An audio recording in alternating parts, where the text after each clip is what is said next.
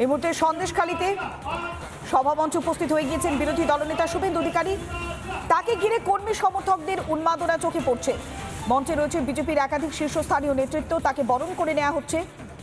সন্দেশখালীর বিএলআর অফিসের মাঠে যে সভা, সেই সভা মঞ্চে উপস্থিত হয়ে গিয়েছেন বিরোধী দলনেতা শুভেন্দু অধিকারী।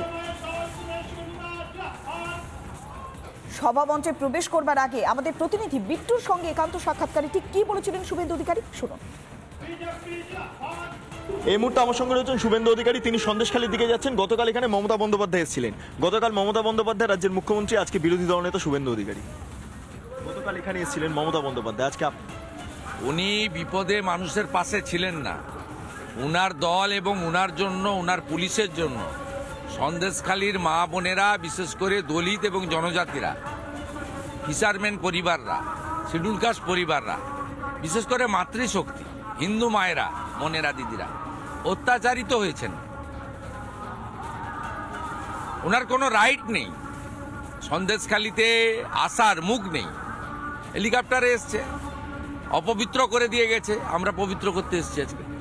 কালকে 12,000 বেনিফিশিয়ারিকে জড়ো করেছিল, প্যাকেট ছিল। আমাদের তো সব ব্যাপার নেই, আমরা আমাদের করেছে। আমার এই 5টা যে দ্বীপ আছে, দ্বীপের লোক এসছে।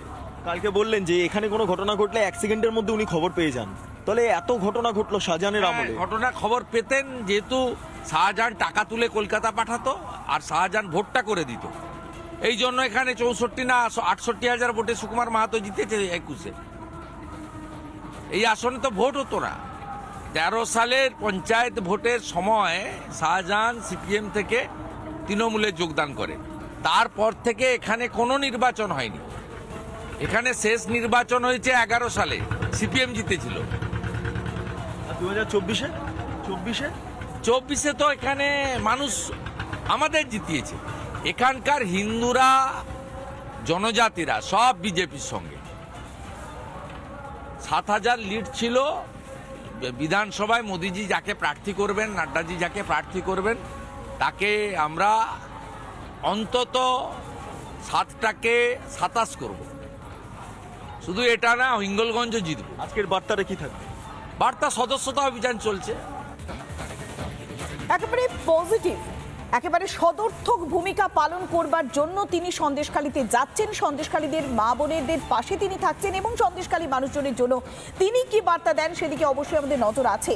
কেননা গতকাল মুখ্যমন্ত্রী মমতা বন্দ্যোপাধ্যায় তিনি গিয়েছিলেন সন্দেশখালীতে এবং সন্দেশখালীর মা বোনেরা বেশ কিছু প্রশ্ন তুলেছিলেন এবং একই সঙ্গে সন্দেশখালীতে তিনি এতদিন পরে কেন, সেই প্রশ্নটা বারবার ঘুরপাক খেয়েছে। আর আজ বিরোধী দলনেতা শুভেন্দু অধিকারী এই মুহূর্তে যে ছবি দেখাচ্ছে, সন্দেশখালীর বিএলআর অফিসের যে মাঠ, সেই মাঠে সভা, সেই সভা মঞ্চে উপস্থিত হয়ে গিয়েছেন বিরোধী দলনেতা শুভেন্দু অধিকারী। তাকে বরণ করে নিচ্ছেন বিজেপির কর্মী সমর্থকরা। প্রচুর মানুষের ভিড় চোখে পড়ছে এবং সাধারণ মানুষ বেশ খানিকটা উজ্জীবিত।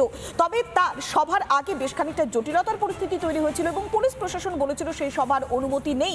যদিও মাঠ কর্তৃপক্ষের কোনো সমস্যা ছিল না, তারপর একটা জটিলতার পরিস্থিতি তৈরি হয়েছিল। তবে সমস্ত বাধা উপেক্ষা করে এই মুহূর্তে সন্দেশখালীর সভা মঞ্চে পৌঁছে গিয়েছেন বিরোধী দলনেতা শুভেন্দু অধিকারী এবং একই সঙ্গে মমতা বন্দ্যোপাধ্যায়ের ভূমিকা নিয়ে তিনি বারবার প্রশ্ন তুলেছেন।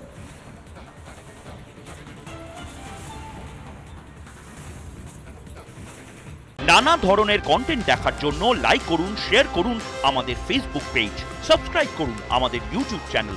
পাশাপাশি অন্যান্য ব্রেকিং নিউজের জন্য অবশ্যই চোখ রাখুন রিপাবলিক বাংলায়।